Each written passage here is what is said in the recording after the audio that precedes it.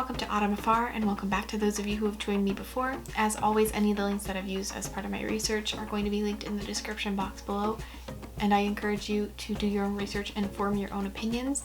Today's video is just going to be a really quick list of all the things that I always travel with. So the first item is pens. It's very simple, it's very practical.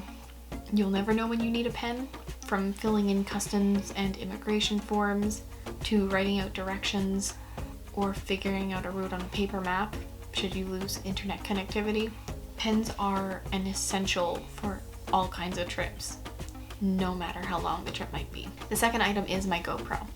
If you've seen my last video or one of my more recent videos, I did a review of my GoPro, which is the GoPro Hero 5 Black. The GoPros get better with every model, and while mine might be a little bit older, it's still really great, especially for someone like me who does a lot of hiking and ends up in the water quite often. The GoPro is really something that I bring with me all the time because it's something I can use everywhere. There are still a few issues like the camera heating up, the battery dying quickly. The quality overall is fantastic. It does take decent photos and videos, and I can share the photos and videos using either the app or by downloading them and sharing them on social media on my own. You're also able to edit on the GoPro app directly so that you can post your videos edited and ready to go on social media. The third item is a thermos. Not like the ones you would bring to school when you were a kid, but like the water ones. I got my Mana thermos at Costco as a pack of 2 in spring of 2018 for about $30, and I've been in love with them since I got them.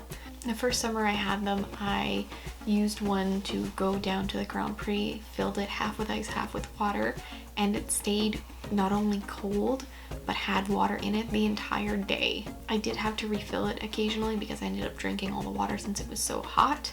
The ice was still in the bottle the next day. This particular thermos will keep drinks cold for about 24 hours, but I've seen it go longer than that, and it keeps drinks hot for about 12. It's a great solution not only for reducing your plastic waste, but it also works well for shakes or for soup if you're going to be somewhere cold and outside for a long period of time, or even your morning coffee if you're just trying to get out the door. Though they do have smaller versions of this that might make it a little bit more easy for you to carry around. The next item is a fitness tracker. You've probably seen this one on my wrist. It's not just a watch, it's actually a Garmin fitness tracker. I never really understood the allure or the hype of a fitness tracker until I got one. I am not an athlete by any stretch of the imagination, but when I got my Garmin Vivo Fit 3 around Black Friday of 2016 for about $75 from Amazon, this one's the more basic model, so it only gives you your step count and your sleep information. They've now updated the application to be able to do water intake and menstrual cycles, which is fantastic. There are more expensive models that can monitor your heart rate and can measure the number of flights of staircases you've gone up, but this one works just fine for me. I also brought this with me to my trip to Australia and New Zealand on my first backpacking trip, and I was really amazed at how many steps I took in a day. It's been interesting to see how many steps I take on a day-to-day basis. The Garmin Connect app also allows me to connect to the MyFitnessPal app, so I can tell how many calories I've taken in. I can check and see what I'm getting vaguely nutrition-wise, which is always very interesting to watch. So the next item might surprise a lot of people, but I generally always take an iPod or an iPhone with me. Now that might seem very strange, but I don't actually have an Apple phone, so generally I'll travel with an iPod. Their products are also generally really easy to use, especially for someone who's been using them for so long, and they allow me to keep in contact through social media without having to worry about buying data plans because I can just use the internet to use it. They also allow me to listen to music or podcasts while I keep in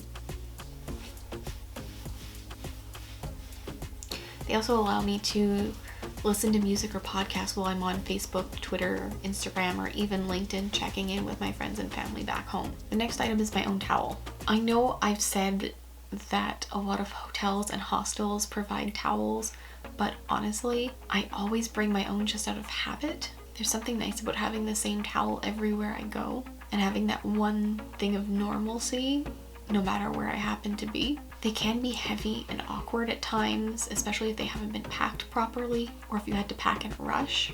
But if you pick the right one, preferably like the one that I have that can fit in a small pouch, it can make a room full of showers feel a little bit more like home.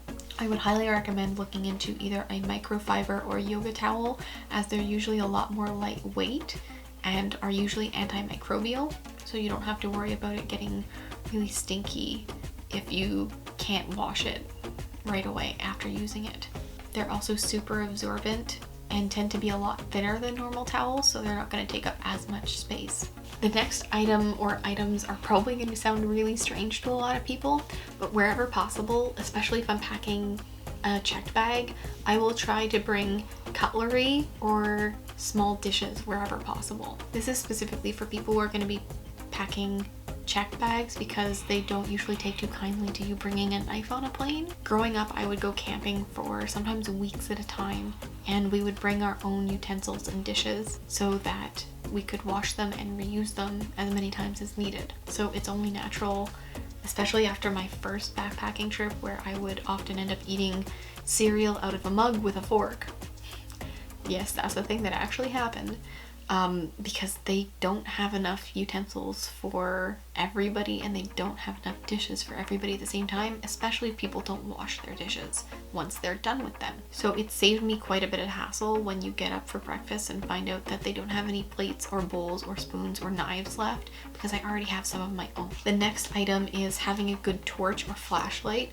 This one is from Bell & Howell. It's one you've probably seen advertised before. From searching your bag in a dark room to lighting up a really dark path after the sun has set, a good flashlight is an essential tool to travel with at all times. While many people have a flashlight option on their phones, it's not always that bright, and if your phone dies, the flashlight dies with it. Phones also aren't always a great option, especially if they're tucked away in a pocket and you have to try and dig for them and you can't find it.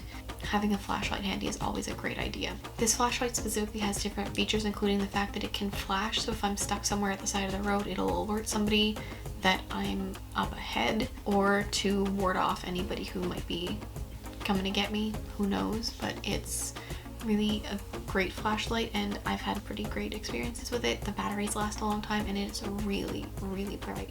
The last item that I'm going to talk about is actually one that I've talked about before. It's a scarf. I'm not talking about a small little neck scarf or an infinity scarf. I'm talking about this super huge, super soft,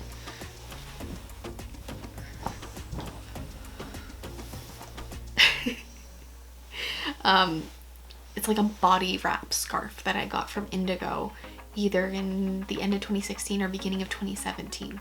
I traveled with this scarf for the first time to New Zealand and Australia, and honestly it was probably one of the best things that I brought with me. This scarf is something I will not leave home again without. It worked not only as a scarf but as a shawl, it worked as a blanket, it worked as a pillow, and it's a great accessory to make any outfit look a little bit more fancy. It also worked as a pretty great conversation starter, with a lot of people asking me if I was Scottish or where I got the scarf, and I would highly recommend getting a scarf either to travel with or during your travels, and picking a pattern that goes well with a lot of outfits so that you don't clash or have too many colors involved in your outfit at the same time. I would also recommend looking in to see if there are any colors that might be offensive to the area you're traveling in, to avoid that just in case, though most places are pretty forgiving about that now, especially considering how many tourists come from around the world on a yearly basis. Thank you again so much for joining me today. I hope you found something valuable or useful from this video. As always, if you have any questions or comments, you can leave them down in the comment section below. You can also connect with me on social media as @AutumnAfar on all social media sites. And remember, to reach your goals, you don't have to be extreme, just consistent. I'll see you next time.